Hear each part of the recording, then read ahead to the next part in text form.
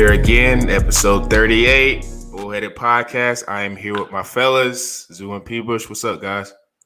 Doing well, Sean. Doing well. Enjoyed watching the undefeated season get wrecked by the Baylor Bears, man. It was a game.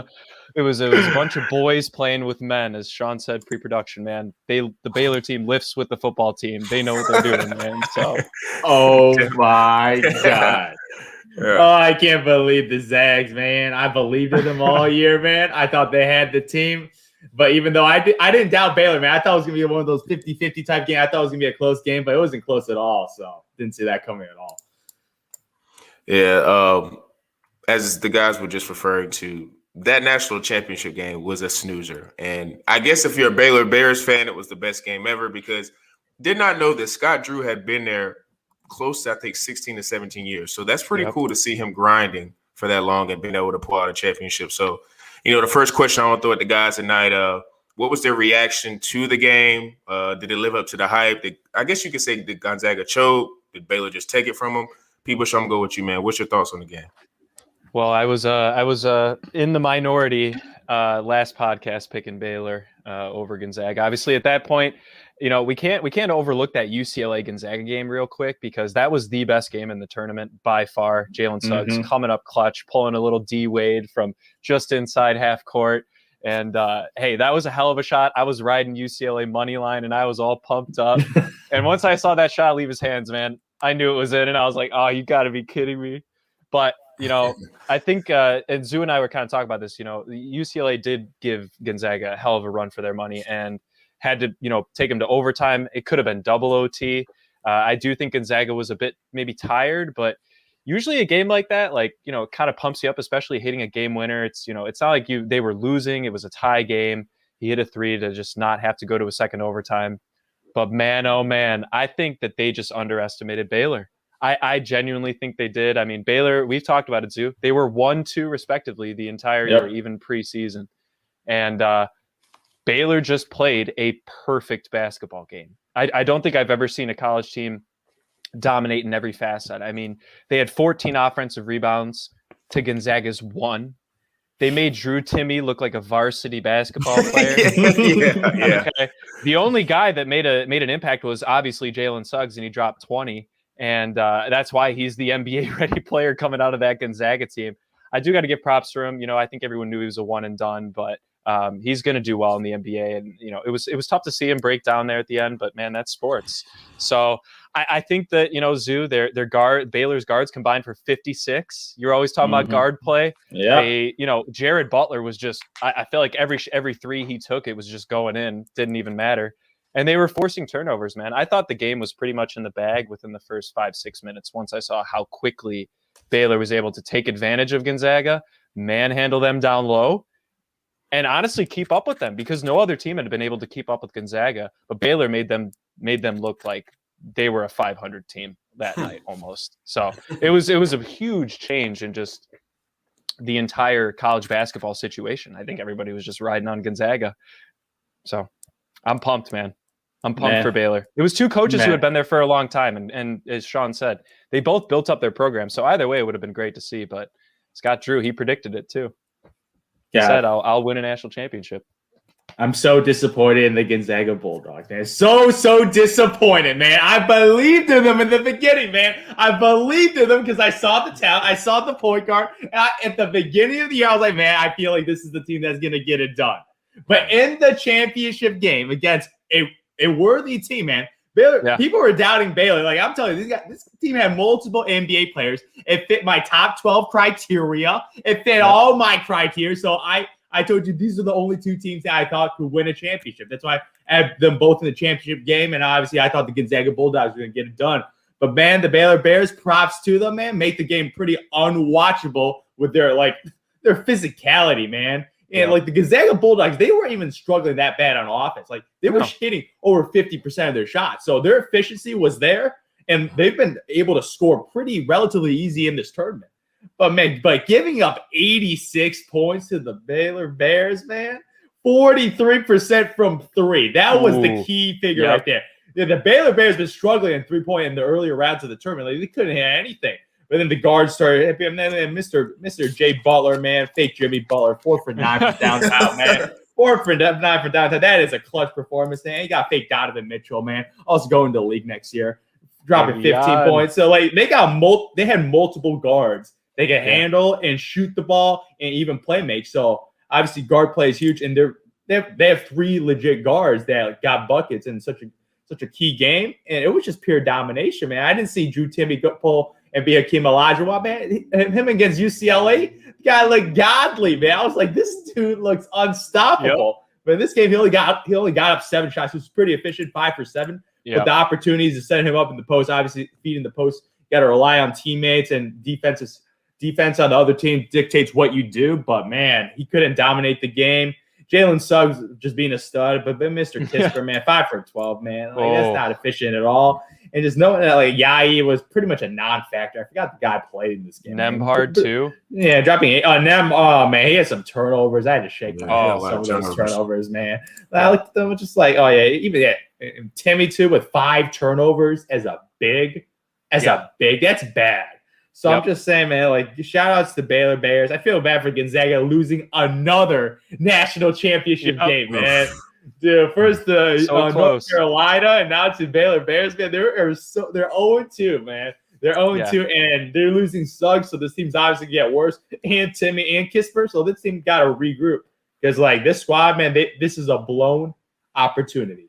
And they had a really easy path to get in. Obviously, that UCLA game, probably no one saw that coming, becoming that close of a game, man. 1 possession game. It was a coin flip game, but I feel like that UCLA game was a precursor to this defeat right here, because I feel like there was definitely fatigue in the first couple minutes of the game. Yeah, I think so. I agree. Thinking back on the UCLA game, I mean, UCLA was a lot smaller of a team too. So I think that when they just came up to facing the Bears in the national championship game, they just completely underestimated that, hey, we haven't really played like an extremely physical team. That one, I think that there were 3 keys to the game. One was the offensive rebounding of Baylor. They just manhandled them down low.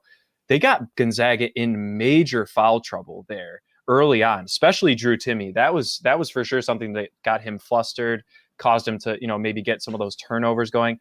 Yeah, and then like you said, Zoo, they doubled the amount of turnovers that Baylor had given up. I think they had 7 and Gonzaga had 14.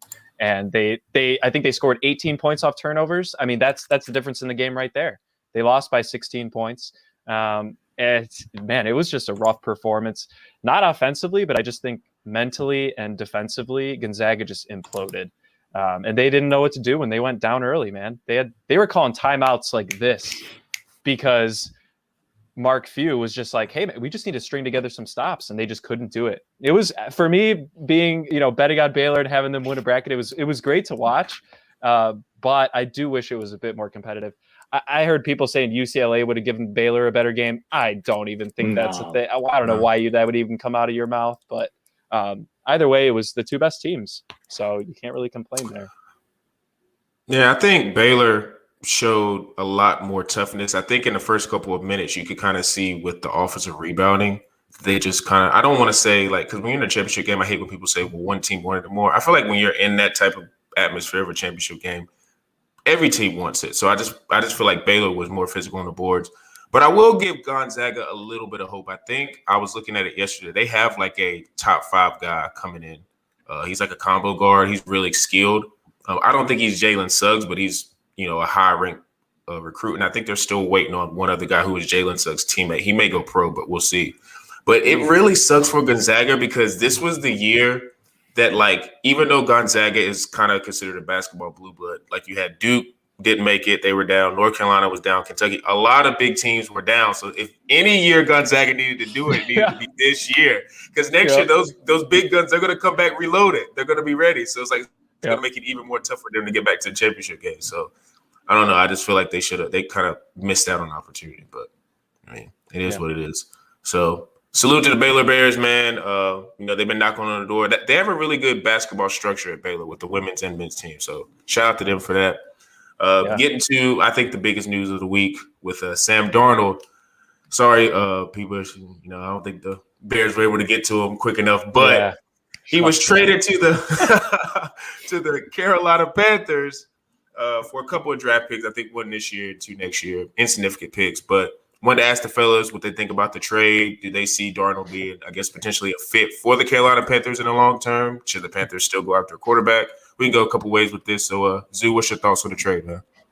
I love it, man. I love the trade, man. Really? Dude, because you know my thoughts about Teddy Bridgewater, man. You know what he is, man. He got a nice little floor, but his ceiling is just right above that floor, man. Barely no upside, man. Zero upside to win championships. So right now you're getting a nice young player, Sam Darnold, man. This guy's a top 3 pick.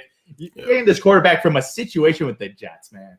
A tragedy. A tragedy. Man, the New York Jets, man. It just, man, they were like the New York Knicks of the NFL, man. Like, it's just pure tragedy, man. Bad. They fired everyone. They fired the head. Like they had to clean house because of how poorly managed they were. So, like, right now, Sam Darnold was never given the opportunities, the weapons. So the guy got hit all the time. No offensive line, no weapons. And now you're getting McCaffrey with a DJ Moore and Robbie Anderson, who the Jets mistakenly let go. This guy got some weapons now. He's going to get a great opportunity with a well-run franchise like the Panthers right now, a chance to win some games. So, like, you giving up a 6th-round pick, man, who cares? 4th-rounder, whatever. Okay, they didn't even give up 1 1st-rounder, man. Like, they give up a 2nd-rounder, that's actually a pretty good value pick, but a 6th-rounder, whatever. You're getting a quarterback, and if he turns out to live up to his potential, you got your franchise quarterback for the next couple of years. If he doesn't, you lose a couple of picks. Big whoops. It's not like you gave up like 3 1st-round picks when like the Chicago Bears moved up, giving up multiple 1st-rounders, not these 6th-rounders and 4th-round picks. Like, these are like whatever picks. You're not getting a game changer with those types of picks. You're getting some nice solid players. I mean, be rotational type dudes, man. But like some picks, like whatever. Like the upside, man, and like the downside, if he busts, you lose some picks and you went for a QB and you still got Teddy Bridgewater, who you gave way too much money for. Still don't understand that. Everybody knew what Teddy Bridgewater was. Like, he's just average. He's just a definition. He's a game manager. He's a game manager. The game. Yeah, and you like, come on. Like, if you want to win championships, you don't get game managers, man. You get ballers. And Sam Darnold has potential to be a baller. I mean, I think that, last year it made sense as kind of a filler year to have Teddy, just with McCaffrey being out, and DJ Moore had issues, and Robbie Anderson was kind of holding that number 1 wide receiver slot there for a while. And hey, now he's reunited with the guy who sees ghosts. So hopefully Carolina's a bit different. I think that he is the winner of this trade. I don't think it's either organization. I think it's just Sam Darnold. He's finally out of a massive sports market, not, Charlotte, big city, but he doesn't have all the New York media on him all the time. Not that the Giants are doing much better, but the Jets are just a sorry franchise, man. If you were to ask the random NFL fan to tell you a couple players on the Jets, they might name Jamison Crowder and Frank Gore. I really think those are the only two. And Frank Gore, I feel bad for him, man. But look, Sam Darnold, I mean, he's, like you said, so he's 24. A lot of people think he was, drafted a little too high. Just hasn't really reached his potential. But what have the Jets really done to bring out his potential? They haven't given him any help. They got rid of their only hope at wide receiver in Robbie Anderson, who is now going to be reunited with Sam. And I think that, having McCaffrey in the passing game will help Darnold develop a lot. I think that's the big thing. That's the big thing for me, that I think, they see that in him is, hey man, just get a couple checkdowns going, and then DJ Moore is going to end up flying up the right hash sideline and just bomb it to him, and he'll probably go up and get it. So I think he's in the best situation. I am interested to see what Carolina does with Teddy. I don't think that they'll just waive him, cut him. I think they will keep him for another year. I'm not sure about his contract. Do you know how many years are on his contract still, Zoo? Or was it just a 1-year deal? I think it was a multi-year deal. Yeah, I think it was too much money. That's all I know. It was too much money. But, I mean, I think they'll hold on to him. The Jets need a new start, man. I think they're going to end up taking Zach Wilson with the 2nd pick. I mean, they're just going to move on from Darnold. I think everyone's just trying to get a clean slate, including Darnold himself. And he's totally okay with that, especially with the Jets. They're getting some decent picks. I don't think Carolina's going to be going to the Super Bowl in the next year or two. So it's not like those picks are going to be that poor.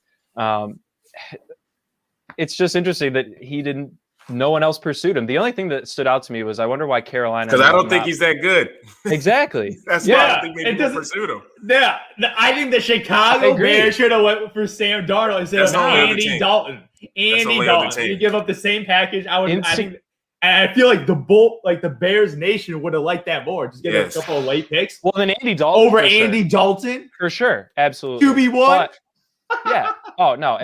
But at the same time, it's like the Carolina was also a front runner for Deshaun Watson. Oh yeah, Deshaun. He's got legal trouble. Yeah, you might be able to get him for like a 7th round pick. And that's what I'm saying. So Zoo, my point is that the number one spot for him that a lot of people thought he was going to go to was Carolina. And now they're out of the table. So if he does end up leaving, this actually leaves a little bit more door open for the Bears to make a move. So to your point of the Bears not getting watch the Bears get Deshaun Watson and he's like suspended for a year. Exactly. That would happen. I still would do it. I still would do the deal though. I still would do the deal. I probably would too. I mean, if he sits for a year, hey, that's 1 year off of getting hit. So yeah. Clear your head and clear your name in court. That's what you do for the year. And stop getting massages, man. This dude got a massage addiction, man. Yeah, maybe you just try a massage envy or something like that. A well-known chain. But I mean, it's so Carolina's QB situation. I don't know if they're gonna take a big step. They're in a tough ass division, man. They're with the Saints. I mean, Drew Brees is gone. No more Drew Brees now, man. No more Drew Brees. They're still not a scrub team, man. They have solid weapons. I'd say that, Taysom Hill. Yeah. I mean, they paid him too much, but yeah, they did. His contract is structured in a way that, they pay a lot later on so that they could save cap and, whatever. But I don't think this is going to take Carolina to the next level. Will it kind of put a Band-Aid over their current issue? Yeah, probably. But it might take him a while to get his feet under himself, man. He's lost a lot of confidence being in that Jets organization for so long. I think he's just crushed his spirit. Similarly to what happened to Trubisky, dude. I think that his spirit just got crushed after losing. And there's just what happens with Darnold's got a better arm than Trubisky, man. They just don't have. Are you serious? Yes. And he's more accurate with the football. Oh my! All right, we're not getting into that. I don't know. That's a dumbass take right there. I don't know. What? I'm not saying he's. At least he took his team to the playoffs twice. The Bears defense brought him to the playoffs twice. Not Mitchell Trubisky. He was Pro Bowler. I talk about the Pro Bowl in the NFL. Nobody wants to go to the Pro Bowl, man. All right. It's a fake All-Star game, man. It's fake. It's better. Hey, at least they have some non-fans voting for the NFL one, man. Oh my God, the NFL Pro Bowl. It's not as bad as the NBA All-Star game, dude. But stop it. The people that make NBA All-Star games are real All-Stars. Andy Darnold has had maybe 3 good games in his career, and that is it. And they have never won more than like 3 games with him. I mean, they're not even in that great of a division last year. It was really just the Bills. Dolphins were good. I get it. Dolphins are good, man. They were a 10-win team. Yeah, they were. Yeah, I agree with you. They didn't make the playoffs, though. I mean, so my point is that division's somewhat open now. I mean, the Bills are the front runner, but if there's a wild card spot that's available, if the Jets end up making a nice trade or nice draft pick with Zach Wilson and they actually do something to give him weapons, we'll see what they can do there. But I just think that they were burnt out on Sam Darnold and Darnold was burnt out on them. This needed to get done and out of the way. Yeah, new management. Is it a big move? Not really. New management, man. They want to get their own QB in. Yep. Makes sense. I agree. Makes sense. They got no loyalty to this big old Sam. Yeah, I also think Darnold maybe helped with Rule and Joe Brady because not saying that they could replicate what they did with Joe Burrow at LSU, plus Joe Burrow had way better weapons. But I will say I think Darnold, a fresh change of scenery was good for him. I just don't see the infatuation. Like I think to me, if you're that guy, quarterback. You just look at Deshaun. Look at Deshaun. He had Hopkins, but even when Deshaun didn't have Hopkins, what did he have last year? And he made it happen. He was a loser last year, man. His team sucked. But he was the best quarterback in the league. Darnold didn't show us that. Yeah. He didn't show us anything remotely close. Yeah, one dude's a max player. This guy's a rookie trying to prove himself, man. No, he's not. He's like in his 3rd or 4th year. Yeah, he's on his rookie contract, man. He's not even on his second year contract. You're making that argument for him, Zoo, but you would never make that argument for Trubisky. Because I've seen him play a lot of games in a decent situation. You live in New York. You live in New York. You see what the media covers on Darnold. I'm sure it's not that great. Yeah. Exactly. Yeah, he gets a lot Sometimes of hate. they can't mentally get over it. So the only way, Trubisky going to Buffalo, and you got Darnold going down to Carolina, man. They're just trying to clear their minds. You know what the difference is? One dude's a backup and one dude's starting. That's the difference. Josh Allen versus Teddy Bridgewater.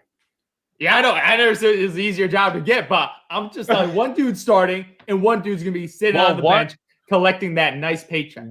One got a lot quicker attention than the other one did. Let's just put it that way. The Bills snapped him up. I don't know why. Everyone was not wanting to trade for Darnold, man. As you said, he's not a hot commodity. Yeah, I don't get the Darnold hype. I really know don't he didn't get have. it. Yeah, he had a lot of. I think what it is when he came in, he was from a bigger name program. Darnold was from UNC, or not Darnold, but Trubisky's from UNC. Darnold was a USC guy. He had Colin Cowherd and all those guys behind him because Colin Cowherd makes every excuse in the world. And I love Cowherd, but he makes every excuse in the world for Darnold. He loves them. It's like, Jesus Christ. Like, I mean, I know he didn't have any weapons, but it's like, you got to at least show me something. You got to show me something. So, okay, we'll see, though. He has a chance. He, like you say, there's no excuses now. He has he got weapons. Brady. He got weapons. Exactly. Yeah, so he's got to show some type of improvement. So, I ain't gonna lie, if it was me personally, like I know this is crazy, but I would draft a quarterback because I don't trust Darnold. I would draft a quarterback. You'd have to cut Teddy.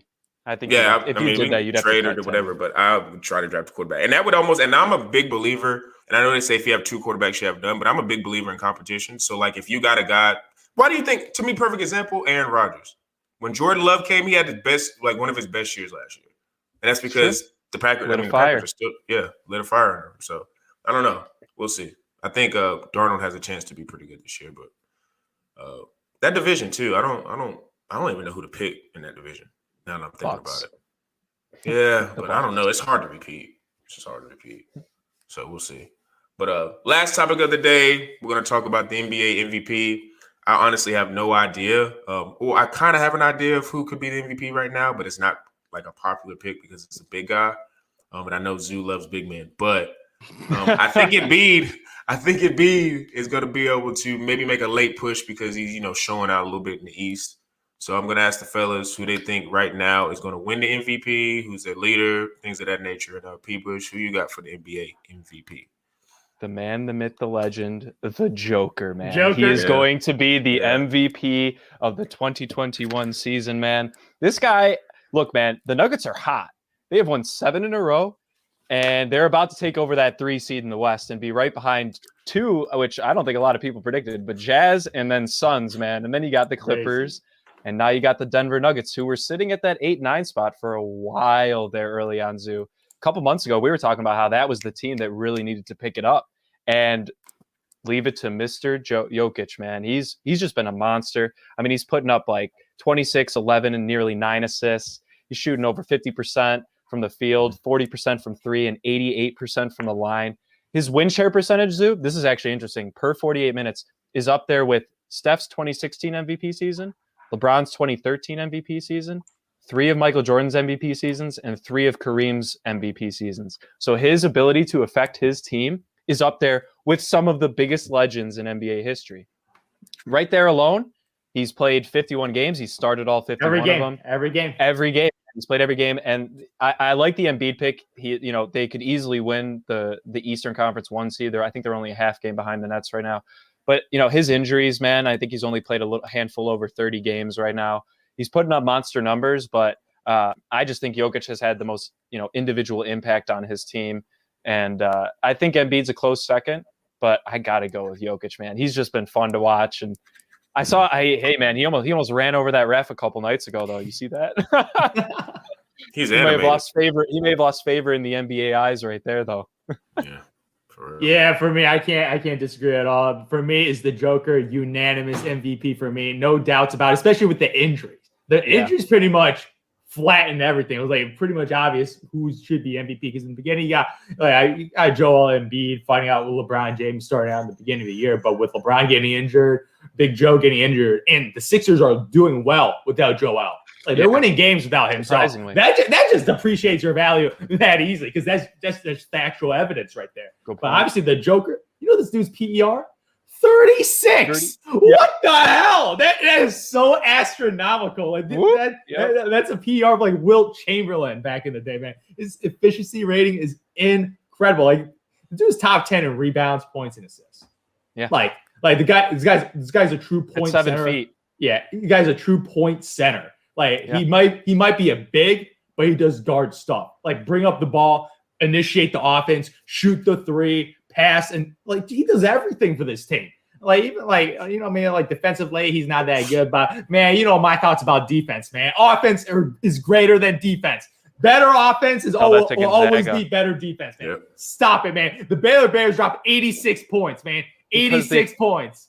Forced turnovers, and they won by a margin on turnovers. No, they hit threes. That's what happened. They shot 40% on turnovers. Offense, man. It was turnovers. Stop it. Stop it. Offense is better than defense. Everybody knows that. In the game of basketball, the rules favor the offensive player, man. If you know what you want to do on the offensive end, nothing you can do on defense, man. No, I think just basketball is a sport with all the rule changes. It just favors the offensive player. So, yeah, you see way more. You see way more charges taken in college basketball than you do in any NBA game. God, I hate that rule. I hate the. You don't like a charge rule? I hate the charge rule. Why? Or else you just play football. You just barreling into everybody. I don't mind it like being called in like pivotal moments, but like to me, I feel like it's a bailout for defenders who can't defend. That's what I feel like it is. Because a lot of the times the charge calls, if you really look at charge calls, you'll be like, like anytime you have to be like, if you're like, it shouldn't be a charge call. Like if it's definitive, I agree. Like I get it. Like if you're like standing in the paint and they barrel over you, yes. But like when a guy makes a move and then he gets past his defender and then like a guy slides over at the last minute, I hate that rule because then it's just like. Well, that's why you have to be stopped. You have to have taken it directly on. You can't take it from the side. Dude, it's just the fact that the team that we saw taking the most charges was Gonzaga and Baylor, and they're both very good at it because they're taught that. It's just a fundamental. That's why they were able to just dump on teams for so long. And then they just face off with each other, and Baylor was just the stronger one. But, I mean, look, Jokic is not a good defender, Zoo. He's not going to be winning any Defensive Player of the Year at any point in his career, I don't think. But this should be his unanimously.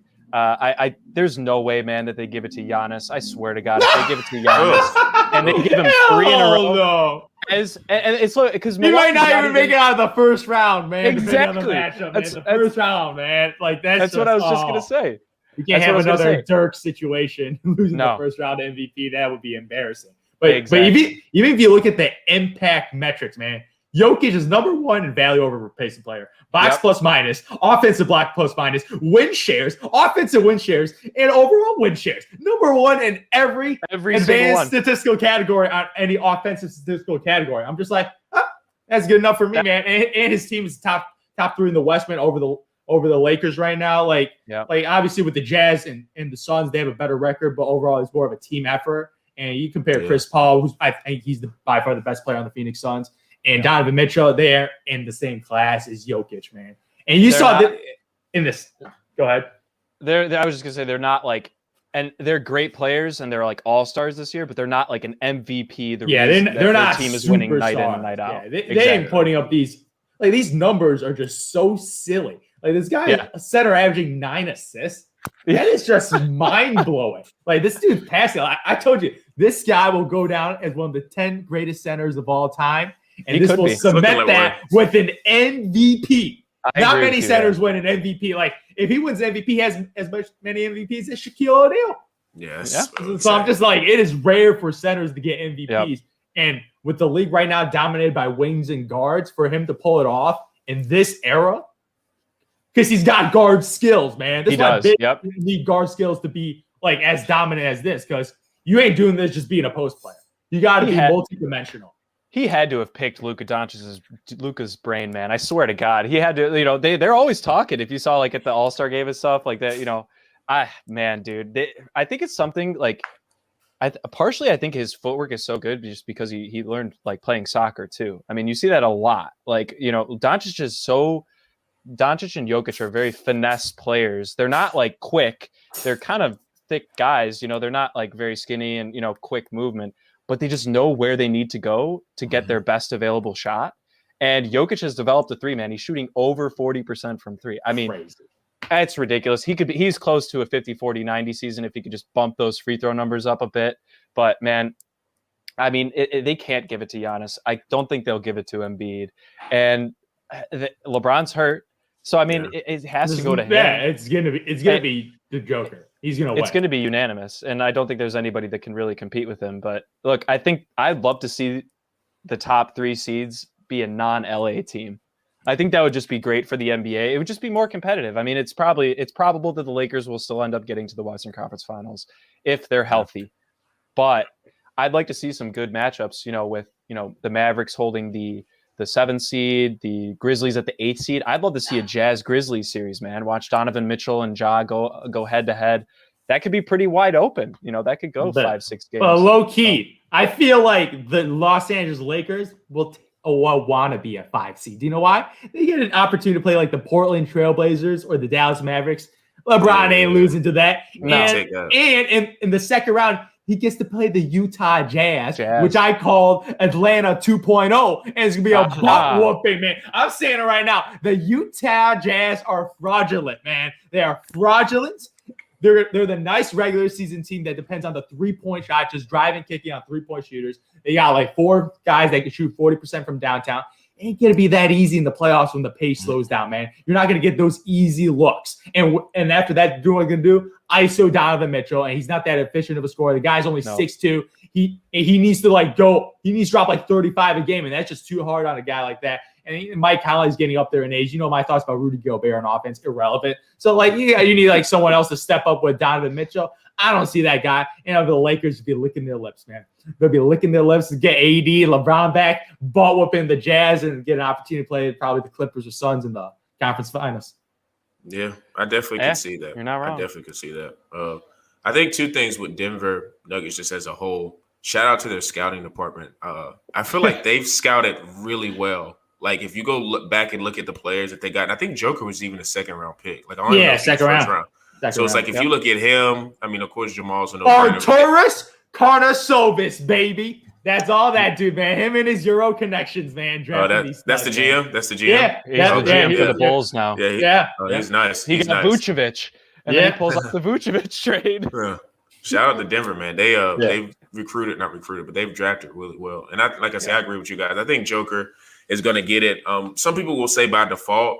Like, I mean, if all those other guys were healthy and stuff like that, he would still, I think, be in consideration to be. Oh yeah, for sure. Candidate. Definitely top 3. He's doing his numbers. Maybe Embiid. Embiid, because Embiid he's scoring more. He's averaging more rebounds. I mean, I think he's lower on assists, obviously. But if he had stayed healthy, I think that would have been the toughest one, just because the Sixers could have actually had the one seed over the Nets. So, and that's big when it comes to the MVP. But there really, as Zoo was saying, there really isn't an MVP level player in that top 2 seeds of the East or the West right now. Oh yeah. Brooklyn Nets got no MVPs because the team's just too freaking good. Like you're not that valuable. You're not that valuable if you can sit a game and KD sits a game and they win like 10 straight without you. Yeah. Like you're irrelevant. Like you're a great player, but you have no value because you got Harden dropping 45 and Kyrie dropping 40 another night. There's no value on the team. Like it's too good of a team. Yeah, you're right. I think at any point when all of them have sat either once or 2 or whatever, they've won the game. So yeah, they all cancel each other out. They definitely haven't had a chance to make their case for the MVP. It's not happening. Scary. That is scary. Yeah. Dude, LaMarcus Aldridge, he looks good. It's crazy. He looks like a new person. Revitalized. He looks like the guy on the Blazers, man, shooting mid-ranges. I'm like, man, this guy was just faking it on the Spurs. Exactly. Like Kawhi, man. Like, I looked at his stats the year before. Like, he dropped off like statistically like over 7 points. I'm like, what happened? The year before, he averaged 18, like 9 a game. Like, those are some nice numbers. Like, this guy, you put this guy in the starting lineup. Jesus Christ, the Nets. This may be blasphemous. But I'm starting to see a couple of things with the Spurs organizations. I know he's done a lot for the Spurs. Greg Popovich. I don't know if if his message is just not getting through to the star guys, not so much the guys who are building, but like his whole, Pop's just being old mind. That whole old thing. Man philosophy. They might have to. They might, and I know they're probably going to let him retire on his own watch. Like he's not going to have to be like he's not going to get fired. But I don't know, man. Kawhi, I feel like he wanted out. LA, man. Aldridge, it's a trend. I don't know. It's kind of I don't know who the next star for the Spurs is. I feel like they got all young guys now, but Yeah, they have to do their homegrown stars, but I don't see a single That's relevant what they player do. on that roster, man. Not That's a all they single do, man. relevant player, man. If I genuinely think besides Kawhi, every other homegrown player that they've had has actually enjoyed playing under Pop.